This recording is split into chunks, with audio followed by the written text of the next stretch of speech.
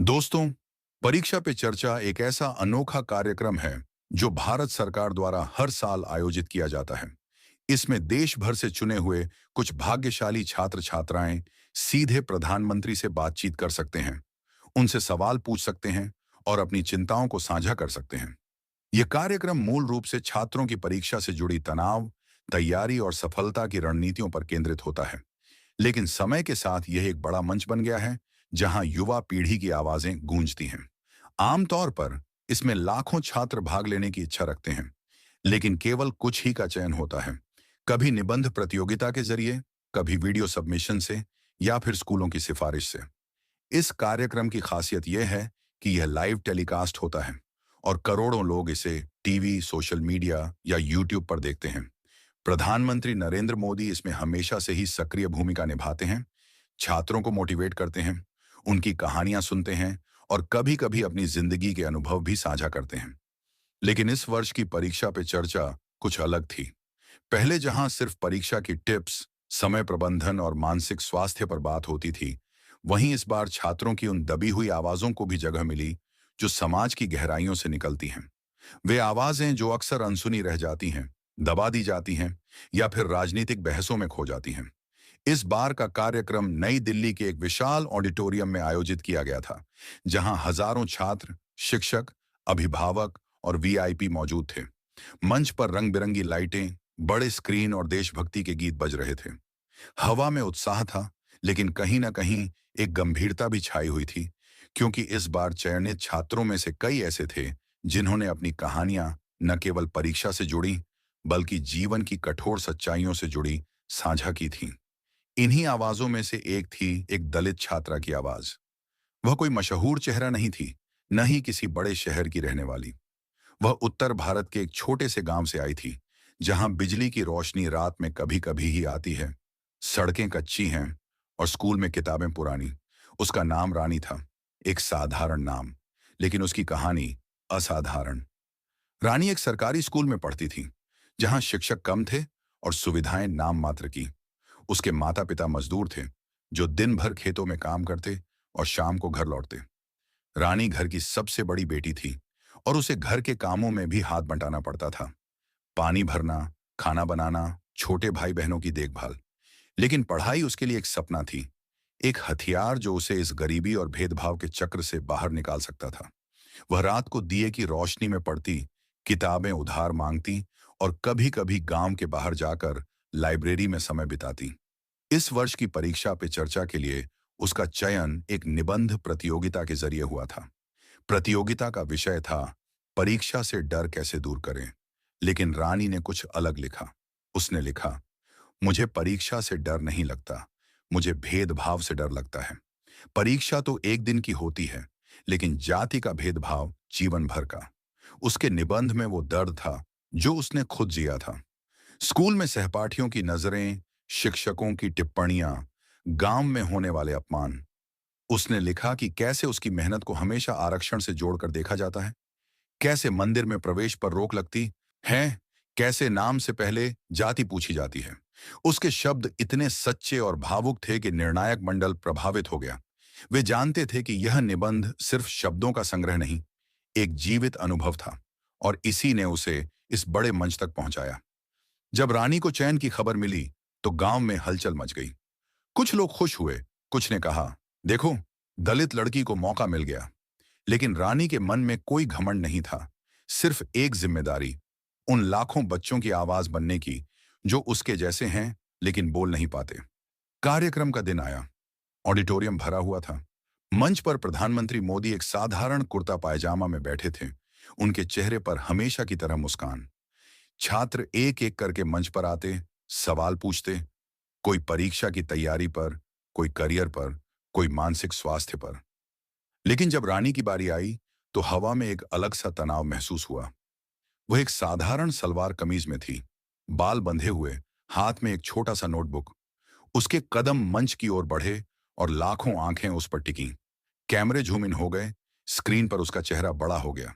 वह माइक के पास पहुंची, गहरी सांस ली और बिना किसी झिझक के बोलना शुरू किया। उसकी आंखों में झिझक नहीं थी, बल्कि एक शांत विद्रोह, एक ऐसा विद्रोह जो वर्षों के दबे हुए दर्द से निकला था। वह जानती थी कि यह पल उसके लिए नहीं, बल्कि उन अनगिनत बच्चों के लिए है जो घर बैठे टीवी पर देख रहे हैं, जो स्कूलों में अपमान सहते हैं, जो सपनों को जाति की दीवारों में कैद पाते हैं। रानी ने माइक पकड़ा और उसके शब्द हॉल में गूंजे। दोस्तों, मैं चाहूंगा कि आप इन 5 सवालों को ध्यान से सुनें, क्योंकि ये सिर्फ सवाल नहीं, एक समाज की सच्चाई है।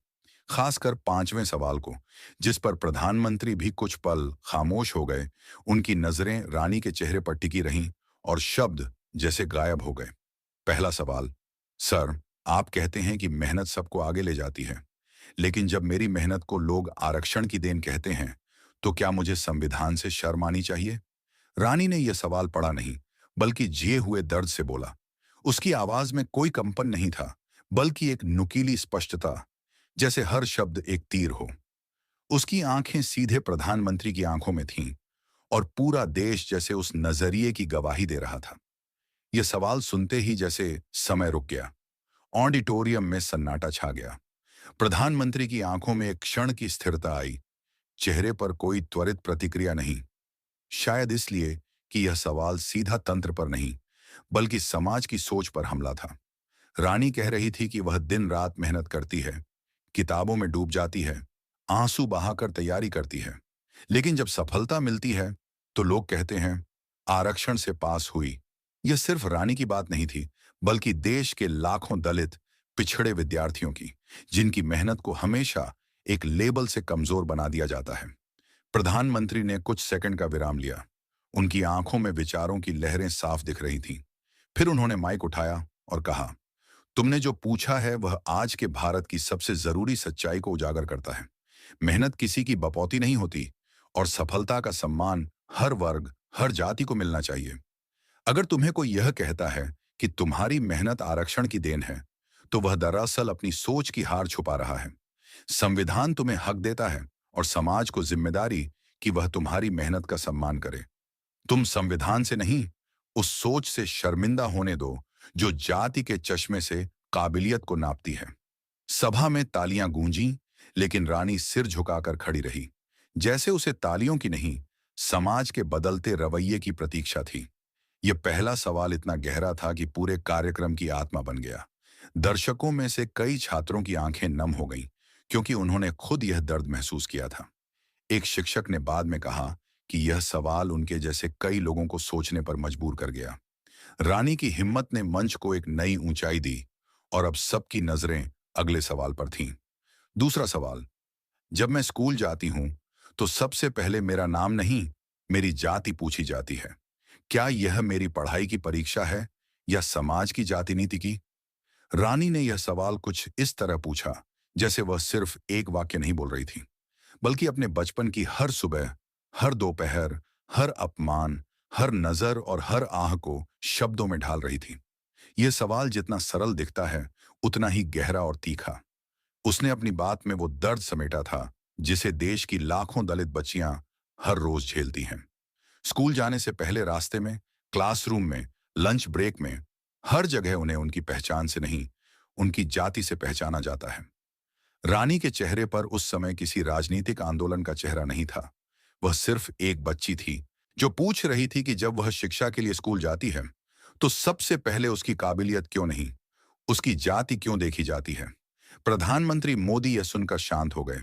उनकी आंखें मंच से कुछ दूर शून्य में देखने लगीं। वह कोई त्वरित जवाब नहीं देना चाहते थे, क्योंकि यह सवाल नीतियों से ज्यादा सामाजिक मानसिकता पर था। उन्होंने धीरे से माइक उठाया और बोले, बेटी, तुम्हारा सवाल हमारे समाज की सोच का आईना है। स्कूल एक ऐसा स्थान होना चाहिए जहां बच्चे खुद को आजाद महसूस करें, जाति, धर्म, वर्ग से परे। लेकिन अगर कोई शिक्षक या छात्र तुम्हारे साथ ऐसा व्यवहार करता है, तो यह सिर्फ शिक्षा का अपमान नहीं, संविधान की भावना का भी अपमान है, जिसने तुम्हें समान अधिकार दिया है। मैं सिर्फ प्रधानमंत्री नहीं, एक शिक्षक भी रहा हूं, और मुझे यह सुनकर शर्म महसूस होती है कि आज भी हमारे स्कूलों में यह भेदभाव जिंदा है। मैं वादा करता हूं कि यह सवाल सिर्फ इस मंच तक सीमित नहीं रहेगा। सभा में सन्नाटा छाया रहा, जैसे सबके अंदर कुछ हिल गया हो। यह सवाल हर घर में पूछा जाना चाहिए, हर शिक्षक को सुनना चाहिए, और हर समाज को सोचने पर मजबूर करना चाहिए। रानी अब भी चुप खड़ी थी, लेकिन उसकी आंखों में आत्मविश्वास पहले से कहीं ज्यादा था। वह जानती थी कि अब उसका सवाल हवा में नहीं, देश के सबसे ऊंचे मंच पर गूंज चुका है। दर्शकों में से एक अभिभावक ने बाद में बताया कि उसने घर जाकर अपने बच्चों से इस पर बात की, क्योंकि यह सवाल उसके अपने बचपन को छू गया था। कार्यक्रम अब और गहरा हो चला था और तीसरा सवाल जैसे एक तूफान की तरह आने वाला था। तीसरा सवाल, जब कोई दलित बच्चा टॉपर बनता है तो लोग कहते हैं आरक्षण से पास हुआ, लेकिन जब वही बच्चा गटर में मरता है तो देश चुप क्यों हो जाता है? अब मंच पर केवल एक छात्रा नहीं खड़ी थी, बल्कि अनगिनत चुप कर दिए गए बच्चों का चेहरा बन चुकी थी। तीसरा सवाल आया तो सभा में हवा भी जैसे भारी हो गई। सवाल ऐसा था कि कोई भी इसे सामान्य नहीं कह सकता। यह सीधा समाज की दोहरी मानसिकता को उजागर करने वाला था। यह सवाल समाज की उस गहरी खाई को दिखाता है जिसमें एक दलित बच्चा जब ऊंचाई पर पहुंचता है तो उसकी काबिलियत को शक से देखा जाता है, लेकिन जब वही बच्चा गटर की सफाई करते हुए या सीवर में दम घुटने से मर जाता है, तब समाज, मीडिया और सत्ता सब खामोश हो जाते हैं। रानी की आंखें अब भी स्थिर थीं, लेकिन उसकी आवाज में कंपन था, दर्द का, सच्चाई का और सवाल करने की हिम्मत का। प्रधानमंत्री मोदी अब थोड़े असहज दिखाई दिए। यह सवाल कोई ऐसा मुद्दा नहीं था जिसे किसी सामान्य जवाब से निपटाया जा सके। यह अन्याय की स्वीकृति पर चोट था। उन्होंने माइक उठाया और थोड़ा रुक कर कहा, तुम्हारा सवाल समाज की गहराई तक जाता है और यह हमारी संवेदना की परीक्षा लेता है। अगर एक बच्चा पढ़ाई करता है, टॉप करता है और हम उसे आरक्षण की संज्ञा से ही नापते हैं, तो हम उसकी मेहनत और हमारे संविधान दोनों का अपमान करते हैं।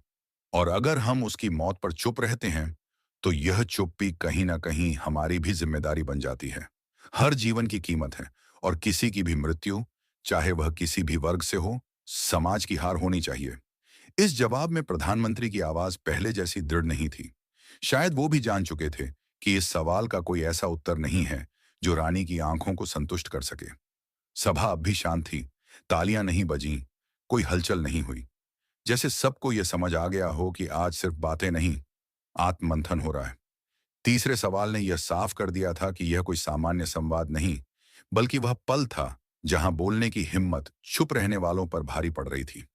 रानी के इस सवाल ने कई लोगों को याद दिलाया उन खबरों को जहां सीवर सफाई में मजदूरों की मौत होती है, लेकिन कोई न्याय नहीं मिलता।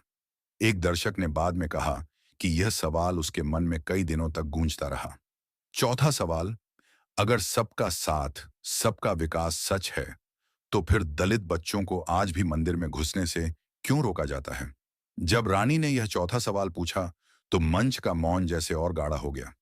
यह सवाल सिर्फ व्यवस्था या शिक्षा से जुड़ा नहीं था, यह भारत की आत्मा से जुड़ा था। यह सवाल उस पवित्रता के भ्रम को चुनौती दे रहा था, जो धर्म के नाम पर भेदभाव और बहिष्कार को आज भी न्यायोचित ठहराती है। यह सिर्फ एक मंदिर की बात नहीं कर रहा था, बल्कि एक पूरी मानसिकता पर चोट थी।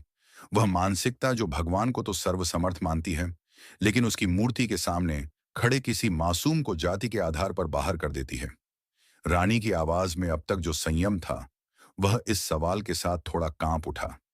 शायद यह उसकी अपनी जिंदगी की कोई गहरी चोट थी, जो आज सबके सामने आ गई थी।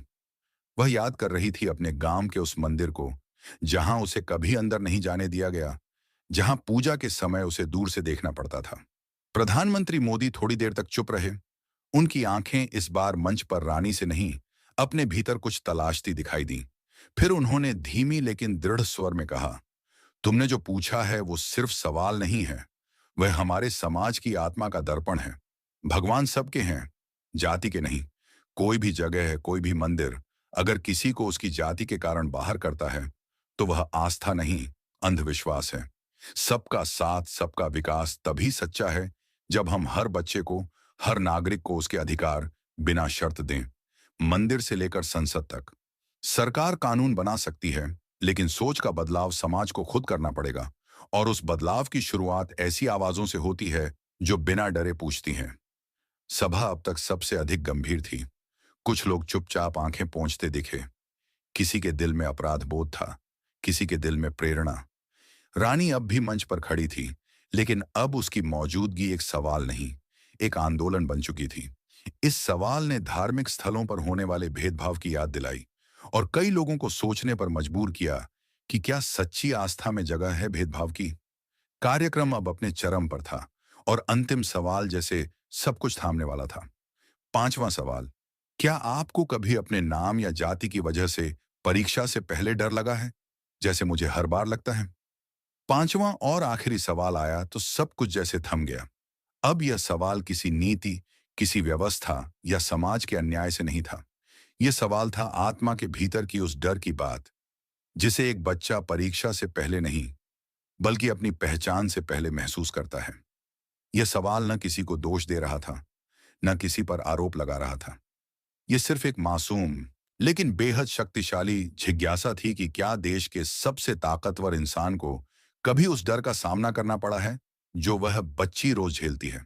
रानी बता रही थी कि वह कितनी भी पढ़ ले, कितनी भी तैयारी कर ले, परीक्षा से एक दिन पहले उसे यह डर नहीं होता कि सवाल कैसे आएंगे, बल्कि यह डर होता है कि अगर वह अच्छा कर गई तो लोग कहेंगे जाति से पास हो गई, और अगर असफल रही तो कहेंगे जाति के कारण पढ़ ही नहीं सकती।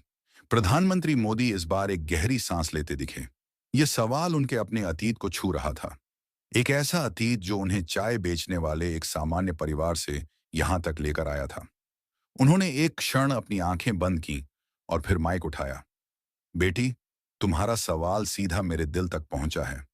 मैंने भी जीवन में बहुत बार यह महसूस किया है कि मेरी पहचान को मेरी काबिलियत से ऊपर रखा गया। लोग नाम या जाति पूछकर ये तय करने लगते थे कि मैं क्या कर सकता हूं और क्या नहीं। लेकिन मैंने यह सीखा है कि डर को जवाब दिया नहीं जाता, उसे जीता जाता है। और जब तुम जैसी बेटियां इस तरह के सवाल लेकर मंच पर आती हैं, तो मैं निश्चिंत हो जाता हूं कि अब डर की नहीं, साहस की पीढ़ी आ रही है। सभा में कुछ बुजुर्ग शिक्षकों की आंखें भर आईं। शायद उन्होंने पहली बार किसी मंच पर इस गहराई से डर को पहचानते हुए देखा और सुना था। रानी अब कुछ नहीं बोली। उसने सिर झुकाया और माइक लौटा दिया। लेकिन उसका वह झुका सिर कभी न उठने वाली आवाज बन गया। उसकी चुप्पी ही आज की सबसे जोरदार आवाज थी। कार्यक्रम खत्म हो गया था। मंच से लाइटें बुझ गईं, कैमरे बंद हो गए, लेकिन वह 5 सवाल अब भी हवा में तैर रहे थे। वे सिर्फ प्रधानमंत्री से नहीं पूछे गए थे, बल्कि हर उस व्यक्ति से जो साथ सुनकर नजरें फेर लेता है, हर उस शिक्षक से जो बच्चों को अंक से पहले उनकी पहचान से मापता है, हर उस समाज से जो संविधान की बात करता है लेकिन आचरण में उसे कुचल देता है। रानी ने कोई आंदोलन शुरू नहीं किया, उसने बस सवाल पूछने की हिम्मत दिखाई।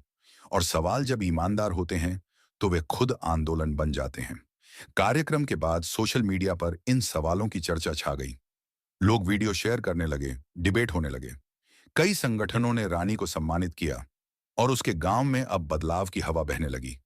लेकिन सबसे बड़ा बदलाव था उन बच्चों के मन में जो अब जानते थे कि उनकी आवाज मायने रखती है। रानी आज भी पढ़ाई कर रही है, लेकिन अब उसके सपने बड़े हैं, न केवल अपनी सफलता के, बल्कि एक ऐसे समाज के जहां जाति डर न बने, बल्कि मेहनत की पहचान बने। यह कहानी सिर्फ एक कार्यक्रम की नहीं, बल्कि एक बदलते भारत की है, जहां दबी हुई आवाजें अब गूंज रही हैं। आपका बहुत बहुत आभार। यहां तक वीडियो देखने के लिए मिलते हैं अगले वीडियो में। धन्यवाद।